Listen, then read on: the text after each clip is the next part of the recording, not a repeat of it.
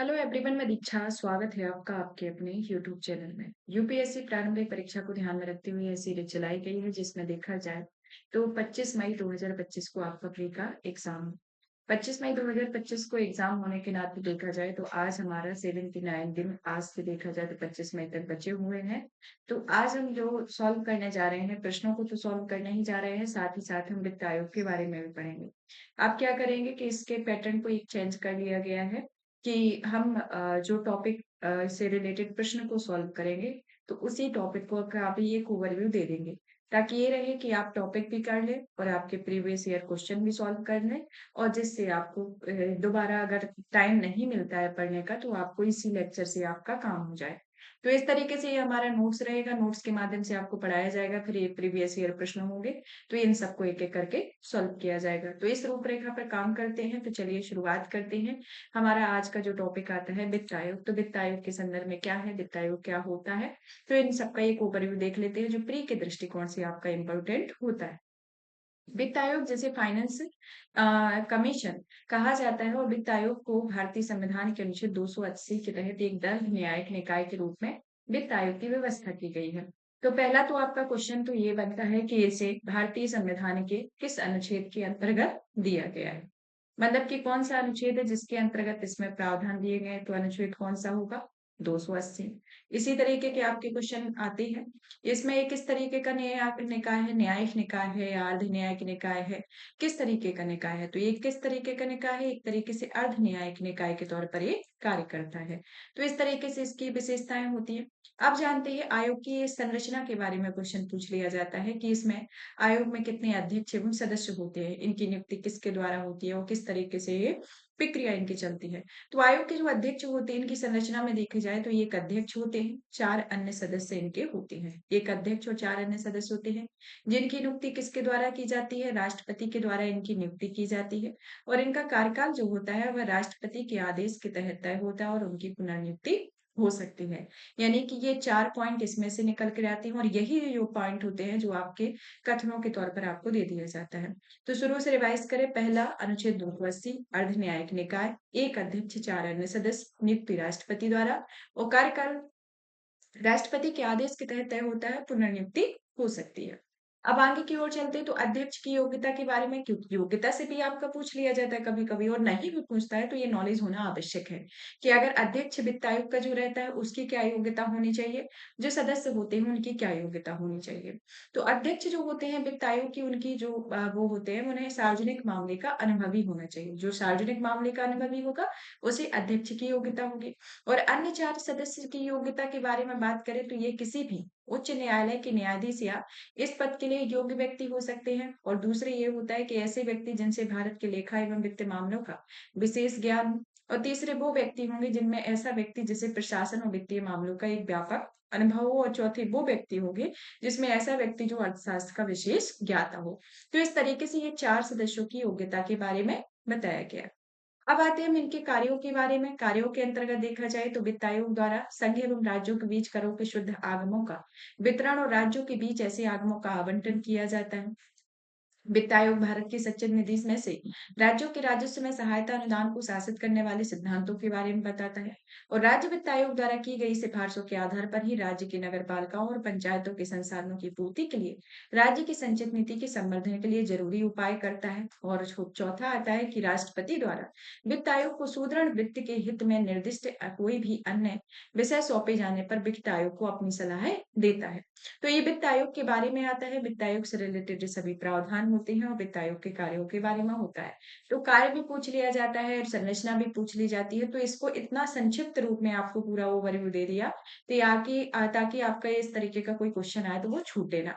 इस तरीके के कार्य। अब आते हैं कि अब तक कौन कौन से आयोग वित्त आयोग गठित किए गए, क्योंकि ये अभी चर्चा में रहा था।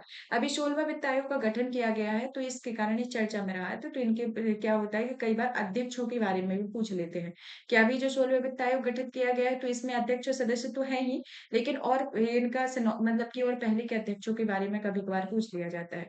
तो पहला वित्त आयोग जो कि 1951 ईस्वी में नियुक्ति होती है, केसी नियोगी इसके अध्यक्ष होते हैं, 1952 से 57 की अवधि है। फिर दूसरे के आते हैं के संथाना, तीसरे के आते हैं ए के चंदा, चौथे के आते हैं डॉक्टर पीबी राजमन्नार, पांचवे के आते हैं महावीर त्यागी, छठे के आते हैं पी ब्रह्मानंद रेड्डी, सातवें के आते हैं जेपी सेलर, आठवें के आते हैं वाई वी चौहान और नौवे के आते हैं एन के पी सालवे, 10वें के आएंगे के सी पंथ, फिर 11वें के आते हैं प्रोफेसर ए एम खुसरो और 12वें के आते हैं डॉक्टर सी रंगराजन, 13वें के आते हैं डॉक्टर विजय केलकर और 14वें के आते हैं वाई वी रेड्डी, 15वें के आते हैं एन के सिंह और 16वें जो अभी 2026 से 2031 तक इसका कार्यकाल होगा और ये 16वें के आयोग का गठन 31 दिसंबर 2023 को अरविंद पनगड़िया जी के द्वारा किया गया है और यह 2026 से 2031 के कार्यकाल में बताता है। तो 16वां वित्त आयोग के अध्यक्ष एवं सदस्यों के बारे में बात करें तो इनके जो अध्यक्ष हैं अरविंद पनगड़िया जी 16वें वित्त आयोग के अध्यक्ष बनाए गए हैं।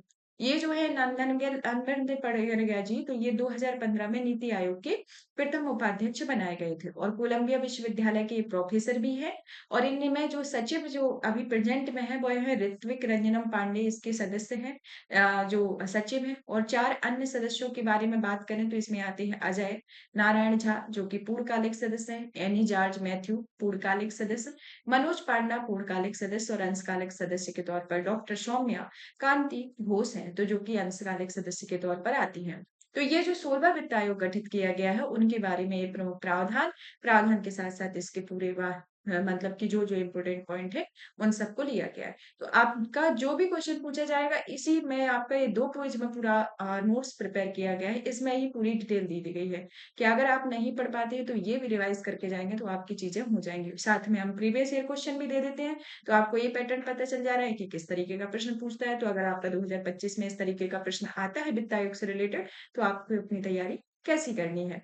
तो अब आते हैं हम प्रश्नों की ओर। तो प्रश्नों में पहले नंबर पर आता है कि निम्नलिखित में से कौन राज्यों एवं राजस्व बंटवारे के लिए मानदंडों की अनुशंसा करता है। ऑप्शन ए दिया गया है वित्त आयोग, ऑप्शन बी अंतर्राज्यीय काउंसिल, ऑप्शन सी आता है केंद्रीय वित्त मंत्रालय, ऑप्शन डी आता है योजना आयोग। तो आप इसके बारे में बताइए कि इनमें से ये कौन सा होगा। इसकी सोचिए कि ये कौन सा होगा।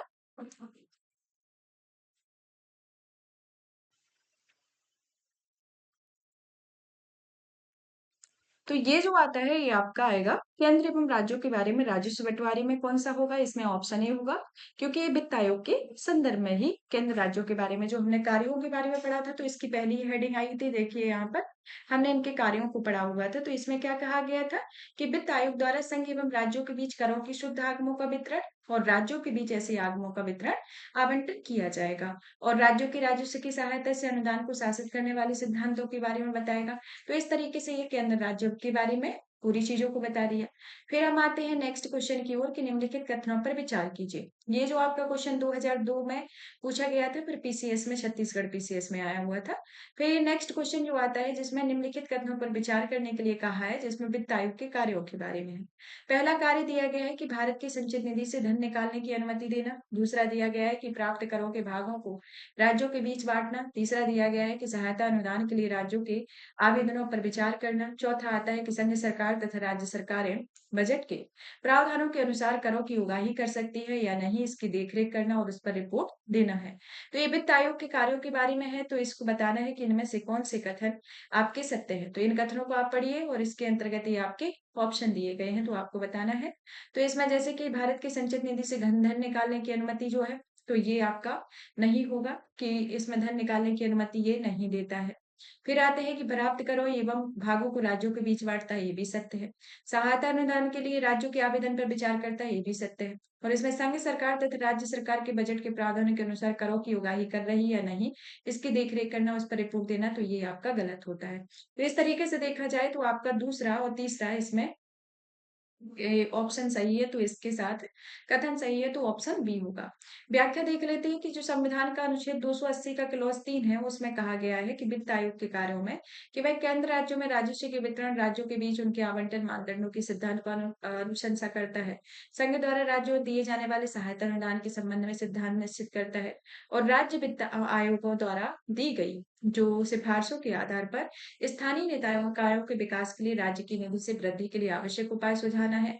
कोई अन्य विषय जिसके बारे में राष्ट्रपति आयोग से सिफारिश करेगा। भारत की संचित निधि से धन निकालने की अनुमति देना। संसद का कार्य संघ सरकार या राज्य सरकारों के बजट के प्रावधानों के अनुसार करों की उगाही कर रही है या नहीं, इसकी देखरेख वित्त मंत्रालय का कार्य होता है। तो ये वित्त मंत्रालय कार्यों से रिलेटेड आपका क्वेश्चन आ गया। अब आते नेक्स्ट क्वेश्चन की ओर, जिसमें पूछा गया है कि भारत के वित्त आयोग के संदर्भ में निम्नलिखित कथनों में से कौन सा कथन सही है। पहला दिया गया है कि भाई अवसंरचना विकास हेतु विदेशी पूंजी अंतर्वाह प्रोत्साहित करता है। दूसरा दिया गया है ऑप्शन बी कि सार्वजनिक क्षेत्र प्रतिष्ठानों में समुचित वित्त वितरण को सुगम बनाता है। सी दिया गया है कि वित्तीय प्रशासन में पारदर्शिता सुनिश्चित करता है। डी दिया गया है कि इस संदर्भ में उपयुक्त ए बी सी दोनों कथनों में से कौन सा सही नहीं है। तो ये सब चीजें दी गई हैं। तो इनमें से बताना है कि कौन सा कथन सही है। तो इसमें आपका देखा जाए तो पहला कथन भी सही नहीं है, दूसरा भी कथन सही नहीं है, तीसरा भी कथन सही नहीं है। तो इसमें आपका ऑप्शन डी होगा कि उपयुक्त में से जो कथन दिए गए हैं वो सत्य नहीं है। अभी हमने पढ़ा तो उसमें हमने इस तरीके की कोई व्यवस्था हमें देखने को नहीं मिली। ये हमारे 280 का जो क्लॉज 3 है उसके अंतर्गत जो कार्यों के बारे में बताया गया, तो इस तरीके के कार्य हैं, बट जो इसमें प्रश्न में दिए गए हैं उन कार्यों के बारे में कोई उल्लेख नहीं किया गया है। निम्नलिखित में से कौन वित्त आयोग द्वारा दी गई सिफारिशों को संसद के प्रत्येक सदन के समक्ष रखवाता है। तो ये आपको बताना है। तो ऑप्शन ए भारत के राष्ट्रपति, ऑप्शन बी लोकसभा के अध्यक्ष यानी कि स्पीकर, ऑप्शन सी भारत के प्रधानमंत्री, ऑप्शन डी संघीय वित्त मंत्री। तो ये कौन होंगे? ये होंगे भारत के राष्ट्रपति। तो ऑप्शन ए होगा। तो इस तरीके से देखा जाए तो यहाँ पर हमारी ये प्रश्नों की श्रृंखला फिनिश होती है, जिसमें हमारा एक टॉपिक भी कंप्लीट होता है। कल हमने लास्ट जो आपका 80 डे था उस दिन हमने स्थानीय स्वशासन में पंचायती राज के बारे में प्रश्नों को सॉल्व कराया था। तो आप जाके देखिए अगर आपने नहीं देखा है। आज आपका वित्त आयोग कंप्लीट हो, कल आपको नेक्स्ट टॉपिक लेकर आएंगे। आप इस सेशन को ज्यादा से ज्यादा शेयर करें, वीडियो को लाइक करें, चैनल को सब्सक्राइब करें। धन्यवाद।